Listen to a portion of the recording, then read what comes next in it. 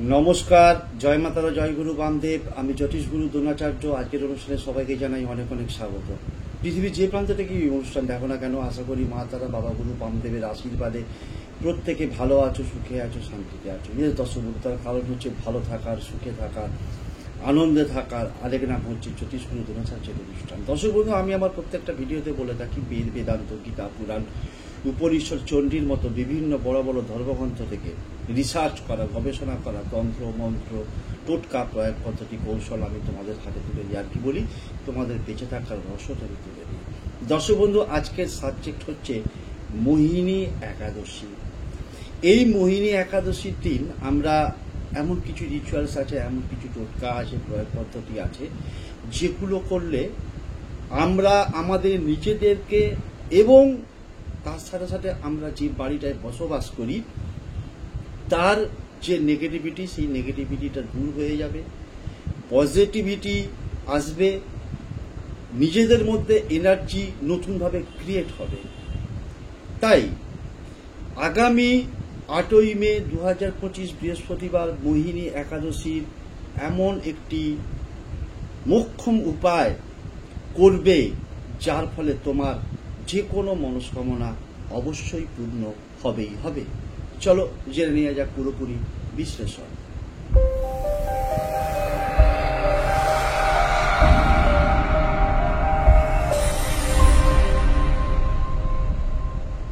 দর্শক বন্ধু, আমি আমার প্রত্যেকটা ভিডিওর মাধ্যম দিয়ে আমাদের দৈনন্দিন জীবনের যে সমস্যা, সেটা হতে পারে অর্থনৈতিক সমস্যা, পারিবারিক সমস্যা, সামাজিক সমস্যা, প্রেম, প্রণয়, ভালোবাসা, দাম্পত্য কলহ, শত্রু, বিবাদ, সবকিছু নিয়েই আমি তোমাদের কাছে ভিডিও তুলে ধরি, তোমাদেরকে সেই সমস্যা থেকে বেরোবার পথটা দেখিয়ে থাকি, তোমাদেরকে মার্গদর্শন করিয়ে থাকি।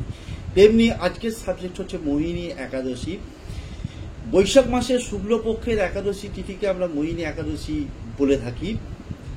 এইটা পড়েছে, কবে শুরু হচ্ছে মোহিনী একাদশী, কবে শেষ হচ্ছে, কতক্ষণ থাকছে একটু স্ক্রিনে দেখে নেব আমরা।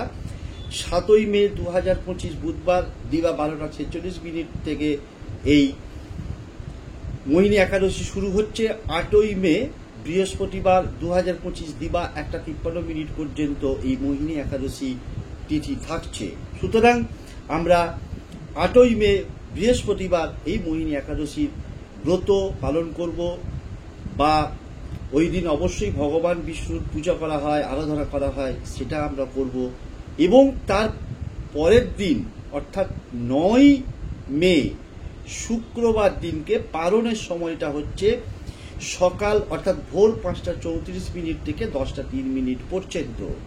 এই হচ্ছে টোটাল সময়। এবার দেখালাম দর্শক বন্ধু, মোহিনী একাদশী, ভগবান বিষ্ণু মোহিনীর রূপ ধারণ করে তিনি অসুরদেরকে বধ করেছিলেন, সেই জন্য এই একাদশীটাকে আমরা মোহিনী একাদশী বলে থাকি। এবং অবশ্যই ভগবান বিষ্ণুকে উৎসর্গীকৃত করা এই দিন। সুতরাং আমরা যদি কিছু এমন রিচুয়ালস আছে, টোটকা আছে, যেগুলো করলে ভগবান বিষ্ণুর আশীর্বাদে, ভগবান বিষ্ণু মানেই সেখানে আসছেন অবশ্যই মা লক্ষ্মী, ভগবান বিষ্ণু মাতা লক্ষ্মীর আশীর্বাদে আমরা আমাদের জীবনের যে কোনো মনস্কামনাকে পূর্ণ করতে পারবো।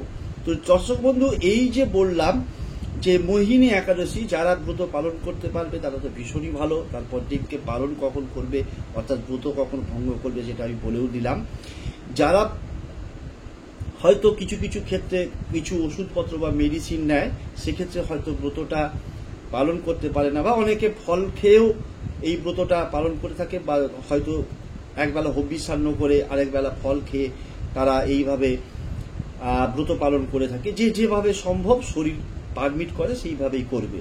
তো এর বাইরে গিয়ে যে কথাটা বলবো, যে আমাদের শরীরের মধ্যে যে নেগেটিভিটি আছে, আমাদের বাড়ির মধ্যে যে নেগেটিভিটি আছে, সেই নেগেটিভিটিটাকে আমরা মোহিনী একাদশীর দিন এমন একটা ক্রিয়া করব, যে ক্রিয়ার মাধ্যম দিয়ে কিন্তু আমরা অবশ্যই সেটাকে দূর করতে পারবো। তাতে কি হবে দর্শক বন্ধু, আমরা এক মাসে 2টো একাদশী পেয়ে থাকি না। একাদশীর এই যে শাস্ত্রে বলছে, এই মোহিনী একাদশীর কথা আমরা কিন্তু কুম্ভ পুরাণে পেয়েছি।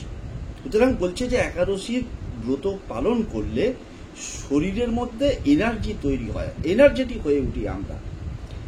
দুটোর মধ্যে কেউ কেউ দুটো একাদশী তিথি পালন করে থাকে বা ব্রত পালন করে থাকে, কেউ সম্ভব হলে একটা, বা যে যেরকম সম্ভব সে করে থাকে।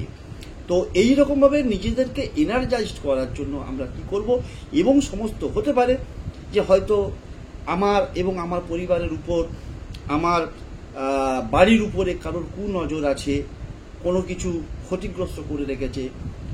কি করব আমরা দর্শক বন্ধু, ওই দিনকে সকাল সকাল স্নান করে শুদ্ধ বস্ত্রে একটা পাতি লেবু, দর্শক বন্ধু একটা পাতি লেবু সংগ্রহ করব। পাতি লেবুটাকে সংগ্রহ করে কি করব না, আমরা যে কোনো একটা জায়গায়, মাস্টার বেডরুম হোক, ডাইনিং রুম হোক, ড্রয়িং রুম হোক, বা ঠাকুর ঘর হোক, যে কোনো একটা জায়গায় দাঁড়িয়ে নিজের মাথার উপর দিয়ে অ্যান্টি ক্লকওয়াইজ, ঘড়ির কাঁটা যেভাবে ঘোরে ঠিক তার বিপরীত দিকে, সেটাকে বলে অ্যান্টি ক্লকওয়াইজ, সেইভাবে 7 বার যখন লেবুটাকে ঘোরাবো একটা স্ক্রিনে মন্ত্র দেখাবে, সেই মন্ত্রটাকে আমরা 7 বার ঘোরাবো, 7 বার ওই মন্ত্রটা জপ করব। ভগবান বিষ্ণুর অত্যন্ত শক্তিশালী মন্ত্র।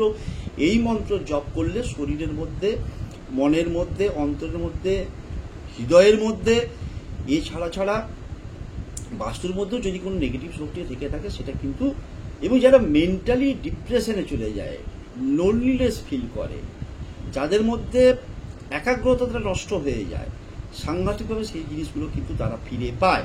তো মন্ত্রটা স্ক্রিনে দেখিয়ে নিচ্ছি। মন্ত্রটা হচ্ছে ওম নমো ভগবতে বাসুদেবায়, ওম নমো ভগবতে বাসুদেবায়।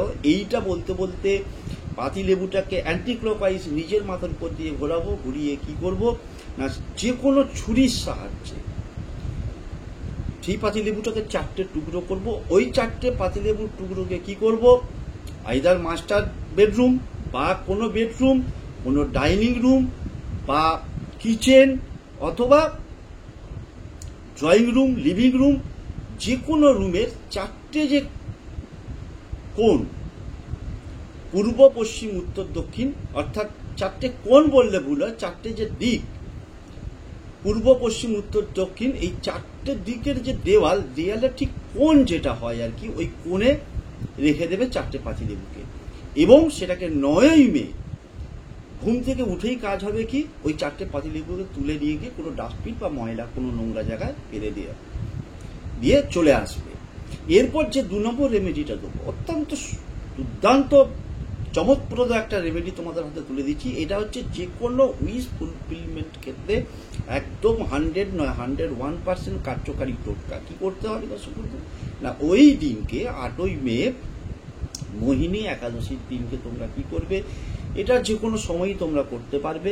একটা যে কোনো থালা বা একটা প্লেট নেবে, তার সঙ্গে সঙ্গে একটা পাত্রে হলুদ গুঁড়ো নেবে। সেই হলুদ গুঁড়োটাকে কি করবে, ঘি দিয়ে সেটাকে ভালো করে গুলে নেবে। হলুদ গুঁড়োটাকে গুলে নিয়ে কি করবে, ওই প্লেটের উপরে আইদার ওম অথবা স্বস্তিক চিহ্ন, যেটা হচ্ছে মাঙ্গলিক চিহ্ন, যে চিহ্নকে ছাড়া আমরা, আমাদের হিন্দু যারা আমরা, আমাদের কোনো কাজই কিন্তু হয় না। আমরা গৃহপ্রবেশ করতে যাই, আমরা উপনয়নের কাজ করতে যাই, বিবাহের কাজ করতে যাই, যে কোনো পুজো দেখবে ঘটে স্বস্তিক চিহ্ন অথবা ওম চিহ্ন আঁকা হচ্ছে। তাহলে ওই ওম চিহ্ন অথবা স্বস্তিক চিহ্ন ওই প্লেটের মধ্যে হলুদ গুঁড়োটা যে মেখে রেখেছো ঘি দিয়ে, এটা এঁকে দেবে। এঁকে দেওয়ার পর কি করবে, তারপর তুমি এর সঙ্গে সঙ্গে 5টা ফুলযুক্ত লবঙ্গ সংগ্রহ করে রাখবে।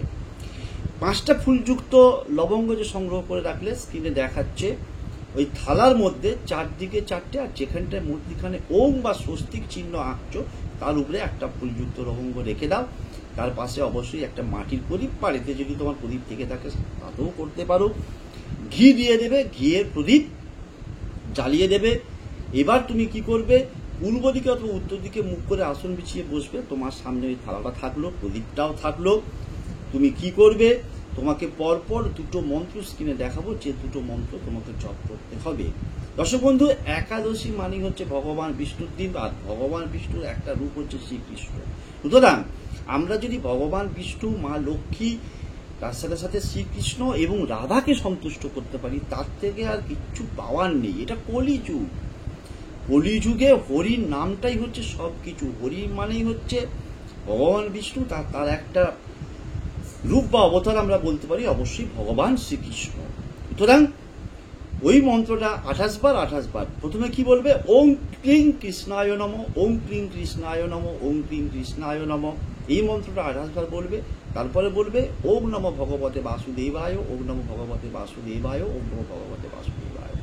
এই মন্ত্রটা 28 বার জপ করবে, করে নিজের মনের ইচ্ছাটা বলবে। নিজের মনের ইচ্ছাটা বলার পর তারপর তুমি কি করবে, ওই থালাটা 8ই মে যে কোনো একটা জায়গায়, ঠাকুরের স্থানে হোক, যে কোনো একটা মানে বাড়ির অন্যান্য কেউ সদস্য টাচ করবে না বা স্পর্শ করবে না, সেই রকম জায়গায় থালাটাকে এবং প্রদীপটাকে তুমি রেখে দাও। প্রদীপ নিভে যায়, তারপর তোমরা বাড়ির যে কোনো পুজোর কাজে ব্যবহার করতে পারবে। কিন্তু তার সাথে সাথে আমি যে কথাটা বলবো, পরের দিনকে কি করবে না, পরের দিনকে ওই যে 5টা লবঙ্গ থালায় আছে, ওই 5টা লবঙ্গ নিয়ে আইদা তুমি তোমার বাড়ির ছাদে চলে যাবে বা বাড়ির বাইরে চলে যাবে। গিয়ে কি করবে, তোমার বাম দিকে একটা লবঙ্গকে ডান হাতে করে ছুঁড়ে দেবে, ডান দিকে একটা ছুঁড়ে দেবে, সামনের দিকে একটা ছুঁড়ে দেবে, পেছন দিকে একটা ছুঁড়ে দেবে। তাহলে চারদিকে 4টে ছুঁড়লে আরেকটা গুরুজি লবঙ্গ কি করব, ওপর দিকে ছুঁড়ে দেবো। ঠিক আছে, এটা ইউনিভার্সকে দিয়ে দিচ্ছি। ইউনিভার্স মানেই হচ্ছে কি, এই মহাবিশ্ব, বিশ্ব ব্রহ্মাণ্ড এবং অবশ্যই একটা সুপ্রিম পাওয়ার। আর সুপ্রিম পাওয়ার মানে হচ্ছে ভগবান, গড, যা খুশি বলতে পারি আমরা। সুতরাং এই 5টা লবঙ্গকে এইভাবে ছুঁড়ে দিলাম তার পরের দিনকে, এবং ওই যে থালার মধ্যে যে হলুদ দিয়ে স্বস্তিক চিহ্নটা এঁকেছি, ওতে কি করব, একটু জল ঢেলে দেবো। জল ঢেলে ওই হলুদের জলটাকে কি করব, যে কোনো একটা পাত্রে ধরে নেবো, ধরে একটা গাঁদা ফুল হোক বা যে কোনো বেলপাতা হোক, কোনো কিছু সাহায্যে বাড়ির বাথরুমটা বাদ দিয়ে যে কোনো জায়গায় অল্প অল্প করে চিটিয়ে দেবে। এবং যে হলুদ এবং জল টল যা কিছু বেশি হবে, যে কোনো গাছের গোড়ায় অবশ্যই দিয়ে দেবে। দেখো কিভাবে তোমার জীবনের যে কোনো ইচ্ছেকে তুমি অবশ্যই ফুলফিল করতে পারবে। সুতরাং কি বলছি দর্শক বন্ধু, যে ভগবান বিষ্ণু যেমন মোহিনী রূপ ধরে অসুরকে বধ করেছিল, ঠিক তেমনি ভাবে তোমরাও এই টোটকা প্রয়োগ করে তোমাদের দুর্ভাগ্যকে বধ করে সৌভাগ্যকে জয়ী বানাতে অবশ্যই পারবে। প্রত্যেককে বলবো ভিডিওটা অবশ্যই ভালো লাগলে চ্যানেলটাকে সাবস্ক্রাইব করবে, পাশে থাকা বেল আইকনটাকে অল বলে প্রেস করবে, যাতে আগামী দিনে আপলোড করলে অনায়াসে তোমরা ভিডিওগুলো দেখতে পাও এবং বেশি বেশি করে শেয়ার করবে। শেষ করছি আজকের অনুষ্ঠান। জয় তারা, জয় জয় তারা, জয় বাম, জয় তারা।